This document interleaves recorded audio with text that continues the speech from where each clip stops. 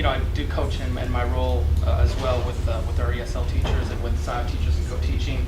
And one of the ones that because you practice and you kind of look at the way people receive some things. Yeah. So one that I've really settled in on when we go in and observe like a newcomer in a regular classroom. So we try to help our teachers out. I work for the district as the director, and so I thought, okay, well, we got to communicate some things that the teachers, that's going on that.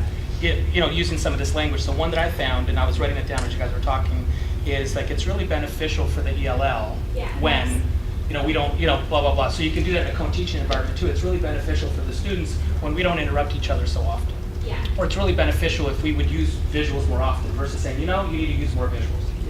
Yeah. It's a whole different, so the focus goes on the student. Yes. And that's, for me, that's always the one that's always in my brain as I'm sitting there thinking, okay, I really want to be more direct because I'm a direct person, but that's the one. Yes, he is. Yes, but the thing is sometimes this is the only time I'm ever in that teacher's classroom because they've had a special request, they have a newcomer, and maybe that ESL teacher doesn't have time to go down and observe the student in that setting, so we kind of go in and we provide some of that help.